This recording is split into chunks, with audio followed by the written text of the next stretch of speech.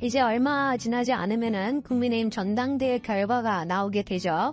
앞으로 이제 국민의힘을 이끌어 나갈 당대표가 선출이 되게 됩니다. 참 이번에 전당대회를 보면서 많은 분들이 실망하셨을 것 같아요. 일단 첫 번째 같은 경우는 이렇게나 총선이 끝나고 난 뒤에도 국민의힘의 중진 의원이라고 하는 사람들, 그리고 또 보수 유튜버라고 하는 사람들, 그리고 대통령 또한 마찬가지로 국민들의 눈높이가 무엇인지, 민심이 무엇인지를 읽지 못하는구나 라고 하는 거에 많은 분들이 정말 실망하셨을 것 같습니다. 특히나 우리한테 감정적으로 위로를 더해주기도 하고, 그리고 또 통감을 주기도 했었던 보수 유튜버들이 자기 어떤 권력에 대한 끈앞을, 권력에 대한 연결고리 때문에 민심을 왜곡하고, 그리고 아예 그냥 선동까지도 서슴없이 하는 그 모습들을 보면서 얼마나 많은 분들이 실망을 하셨습니까? 저 또한 마찬가지로 친분이 있었던 그분들을 보면서 참 진짜 권력이라고 하는 게 무서운 거구나, 자리라고 하는 게 무서운 거구나 라고 하는 생각을 했습니다.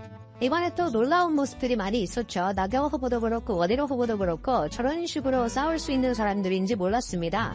글자 그대로 선이라고 하는 게 없었잖아요. 그러니까 밑바닥 그 끝바닥까지도 보여줬던 게 나경원과 원희룡 두 사람이었던 것 같습니다. 저 정도의 어떤 그 치열함, 저 정도의 어떤 또 뭐라고 해야 될까요? 그런 의지가 있었다라고 한다면 왜 지금까지는 민주당을 상대로 그런 모습을 제대로 못 보여주셨을까?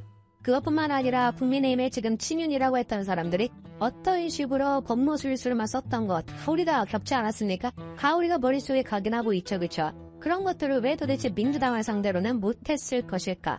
왜 이런 파이팅이 넘치는 정신에 같은 당을 상대로만 하는 것이고 민주당을 상대로는 못하는 것일까? 참 우리가 많이 실망을 했었죠. 어쩌겠습니까? 새로운 당대표가 뽑히고 난다면은 물론이지만 정치적으로는 우리가 원팀이다, 같이 가자 라는 식으로 또 메시지가 나오겠지만 저는 근본적으로 다 잘라내야 된다고 봅니다. 이번에 진짜 저질스러움의 끝을 보여줬던 사람들 많이 있죠. 우리 머릿속에 남아있는 사람들 조정훈 있고요, 이철규 있고요, 장해찬 있고, 그리고 보수 유튜버 3인방 있죠, 그렇죠? 제가 뭐 딱히 누구라고 이름은 얘기하지 않겠습니다만 3명부터 시작해가지고 정말 이런 사람들은 정리가 돼야 됩니다. 이게 보수 진영을 위해서 필요한 일인 것이고 앞으로 우리가 민주당을 향해서 싸울 때 특히나 우리 스스로 이렇게 정제되어 있지 않고 이렇게 정화가 되어 있지 않다면 우리 내부적으로 무너질 수밖에 없습니다. 꼭 우리는 이 사람들을 기억하고 반드시 정리를 해내야 될 겁니다. 왜 우리가 이렇게 국민의힘이 똘똘 뭉치고, 그러니까 뭉친다라고 하는 것이 썩은 것까지 우리가 같이 뭉치면 안 되겠죠. 썩은 음식을 뭉쳐놓으면 상하게 됩니다. 배탈이 나게 되죠, 그렇죠? 그런 것들은 도려내고 깨끗하고 건강한 그런 어떤 사람들이 잘 모여 있어야 되는 것이냐? 지금의 민주당을 상대로 하기 위해서는 그럴 수밖에 없어요. 민주당이 이제 어떤 상태입니까? 아무도 관심이 없지만 사실 마찬가지로 지금 당대표 선거가 이루어지고 있거든요. 90% 득표 행진을 지금 하고 있습니다. 이재명이가. 어느 지역을 가든지 간에 뭐 조금만 떨어져봤자 80% 후반대인 것이고 웬만한 곳에 가면은 다 지금 압도적으로 90% 이상 이재명한테 몰표가 이루어지고 있거든요. 대한민국 정치 역사상 이런 경우를 여러분들 보신 적 있습니까? 저는 적어도 없거든요. 한 후보가 모든 지역을 다 돌아다녔을 때 90% 이상 압도적인 지지를 받는 거. 지금 뭐 김두관이랑 남은 한 명 누구 나와 있는데 그 사람 누군지도 모르겠고 김두관도 솔직히 나오고 싶어서 나왔겠냐고요. 그냥 울면 가자 먹기로 이재명 혼자 나가게 되면 이거 완전 다 공산당 그 자체니까 대서특필 될 만한 외신의 수 다룰 법한 그런 사안인 거 아니겠습니까? 21세기 민주국가에서 완전히 그냥 전체주의 국가로 지금 바뀌어가지고 한 후보밖에 없었고 그거를 거수 투표하듯이 찬성 반대 이렇게 하는 경우가 북한뿐만 아니라 대한민국에서도 그랬다 라고 한다면 이게 지금 해외 토픽감이니까 그거라도 맞겠다라고 하는 심산으로 김두관이 지금 나온 거 아니겠어요? 누가 뭐든지 아래 뻗어는 지금 막 보리자루 같이 옆에 서 있는 것인데 참 진짜 그러니까 지금의 민주당은 다른 말로 표현할 게 없습니다. 그냥 조선노동당인 거예요. 북한에서 투표하는 거, 북한의 투표를 투표라고 봅니까? 그런 식으로 그냥 일극체제가 지금 완성이 되어 있다라고 보는 게 맞을 것 같습니다. 마지막에 김두관이가 몸부림을 치기는 쳤죠. 그래도 제발 좀 민주당의 상식적인 사람들이요. 목소리를 좀 냅시다. 상식적인 사람들이 제발 좀 상식적인 투표를 합시다. 라고 목소리를 내기는 냈습니다. 그래봤자 한 10% 15%밖에 안 되는 것인데 김두관이 하는 얘기 중에 틀린 게 하나도 없습니다. 뭐라고 합니까? 대장동 대북송금 의혹 11가지 혐의로 재판을 받고 있는 게 이재명이 지금 일주일에 재판을 4건을 받고 있는데 이 재판에서 유죄를 받게 된다면 당에도 부담이 되지 않겠냐라고 얘기하는데 뭔 틀린 얘기가 있겠습니까? 저는 지금 김두관의 이 얘기가 15%밖에 동의를 못 받고 있다라고 하는 게 민주당의 현실이라고 봐요. 범죄비만 하더라도 11가지입니다. 재판을 받고 있는 게 4번이나 됩니다. 일주일에 4번이나 지금 재판을 가야 되는 상황입니다. 4개 중에서 압도적으로 지금 유죄가 나올 수 있는 가능성이 높은 거는 4개 다요. 그렇지 않습니까?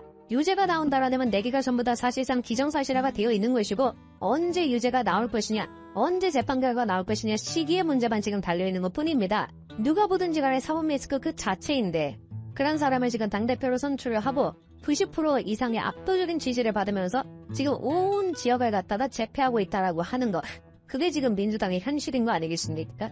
이 썩을 대로 썩어가지고 선이라고 하는 것은 진작에 지옥이라 다 지어버린 민주당을 상대로 하는 우리의 모습은 어때야 되겠냐고요. 최소 우리만큼은 상식적인 국민의 모습을 대변할 수 있는 그런 정당이어야 되는 거 아니겠습니까?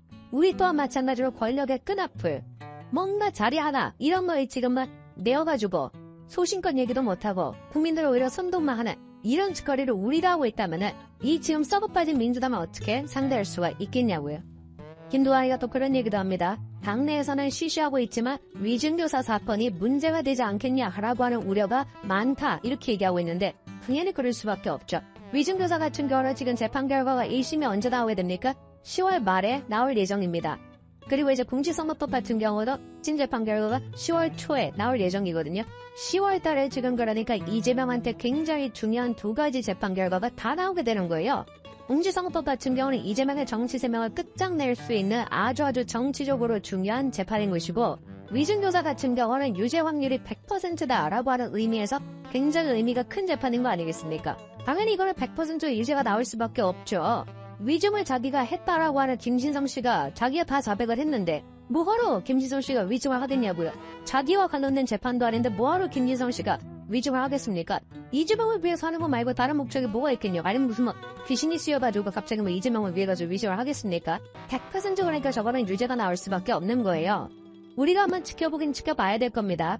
1심 재판 결과가 이재명이가 지금까지 한 번도 나온 적이 없어요. 놀랍게도 놀랍죠, 그렇죠? 저도 얘기하면서 놀랍습니다. 이거 진짜 기소가 된 지 2년이나 됐는데 아직까지도 결과가 안 나왔었습니다.